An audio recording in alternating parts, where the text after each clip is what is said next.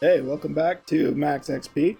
I hope you enjoyed the last one because I got a heck of a chuckle out of that one. I know I've talked in the past about how much I love samurai history, just history in general, world history, but I've spent like almost 2 decades at this point studying the Sengoku period of Japan, the Sengoku Jidai. So I know it like the back of my hand, all the way from 1546 all the way up to 1615. I still study thoroughly anything about Oda Nobunaga. I can quote you just about anything on his life. I've studied him very thoroughly because I've always thought of him as a very interesting figure.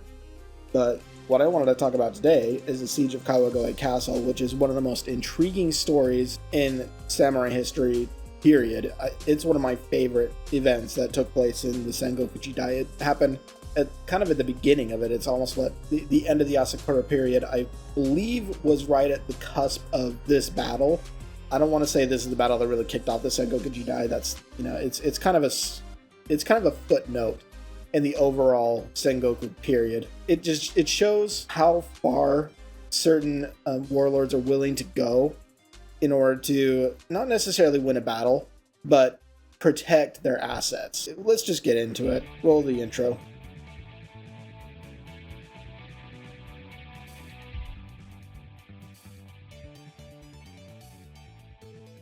Now, the Siege of Kawagoe Castle, there's a lot of things that predated this.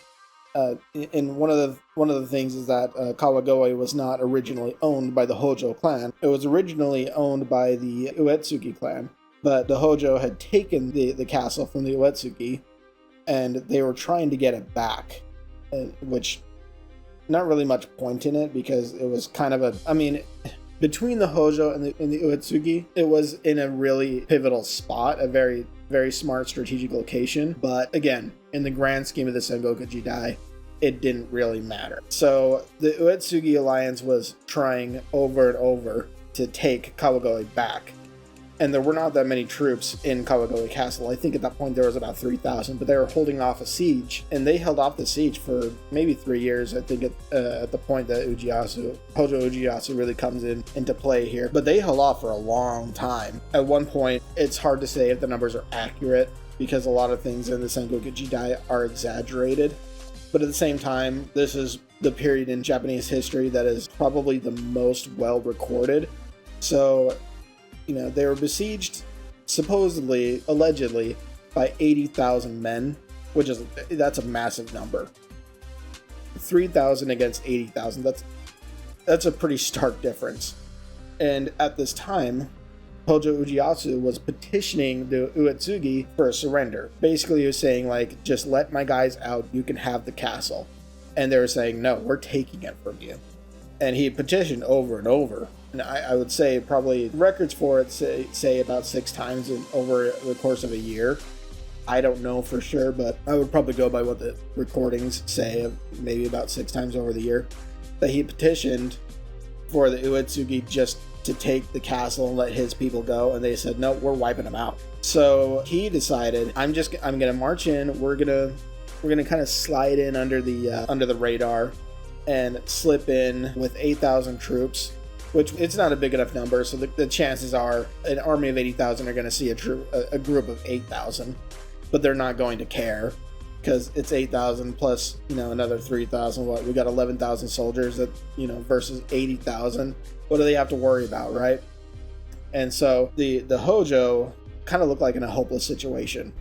Let's not going to mince words here. It looked bad, but this is where Ujiyasu's talent came in as a commander.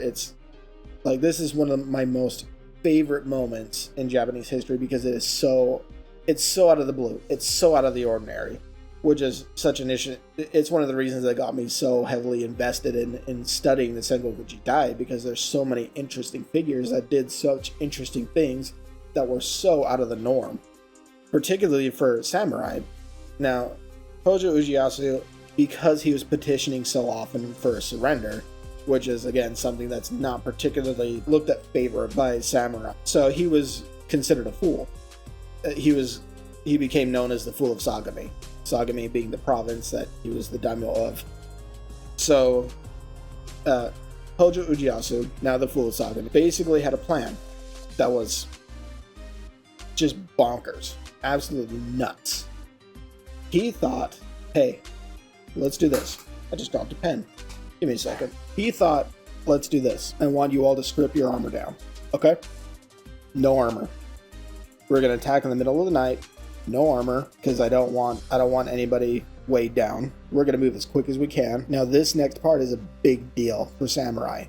We're not going to be collecting enemy heads. The reason that's a big deal is because for samurai to be recognized, they would collect the heads of the people they killed. That's incredibly gruesome, yes, I know, but it's not an uncommon practice for warriors legitimately around the world. It's a common thing, unfortunately, as gruesome as it is. But he said, don't get distracted by that. This is not a battle about social position. This is all about survival. It's, 11,000 against roughly 80,000. And again, who knows if that number is accurate, but it's because of how well the Sengoku Jidai was recorded.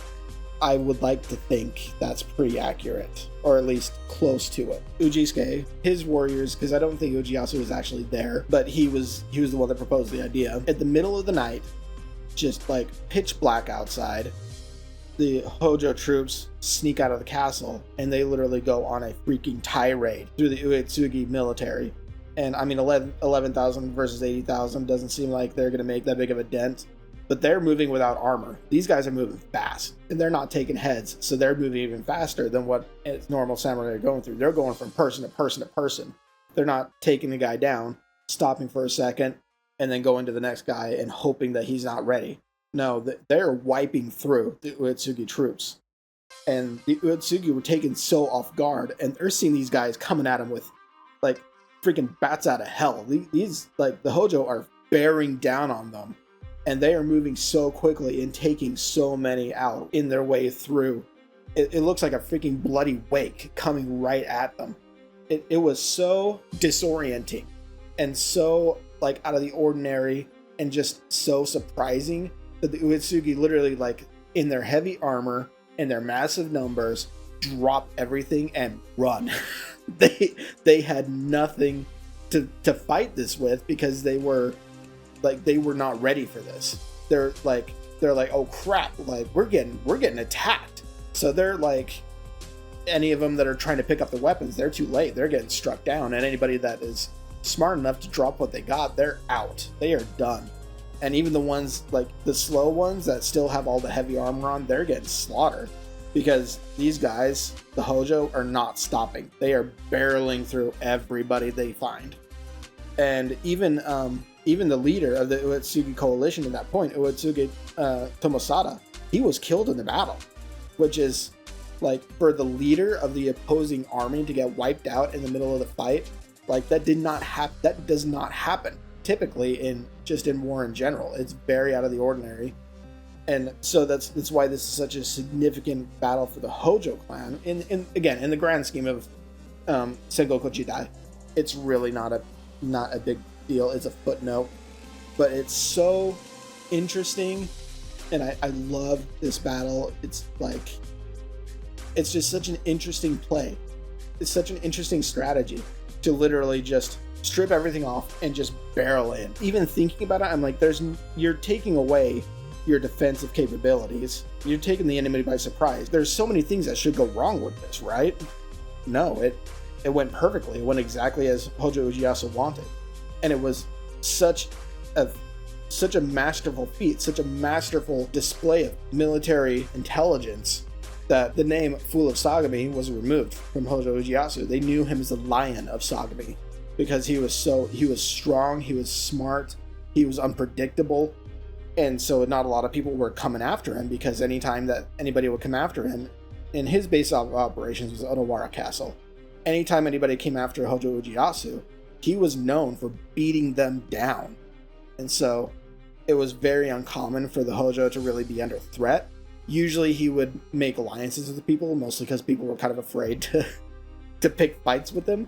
But he was Hojo Ujiyasu was a very talented bureaucrat. He was very good at making alliances, but he was also very, very talented as a strategist. And this battle really showed everyone in all of Japan, this is not a guy you mess with. And I love everything about that. I think it's such an interesting feat and just out of this world. Again, one of my favorite stories just one of my favorite events that took place in Sengoku Jidai. Sorry, I nerded out a lot there. I apologize. I really, really like the Sengoku Jidai. So if you have any questions about Sengoku Jidai, or you want me to talk about a specific person or event or anything like that anything to do with the Sengoku Jidai, please ask. We got the comment section down below. If you have any other information you want to add to the Siege of Kawagoe that I missed, like I said, we got the comment section. And I like to do the follow-up videos as well. So, anything that you ask, I'll be happy to answer. So anyway, I think that's all I got for today. I appreciate you listening. Like, subscribe, and share it with friends by all means. We can use as many friends as possible here. This is a nice little place that we can sit and have a reprieve from all the other drama heads out there. We can just sit here and have fun and just talk about interesting stuff that's not heavy and overbearing and makes us feel like we're dead inside. Just maybe in this case on the outside. Anyway, I appreciate you sticking around, and we'll see you in the next one.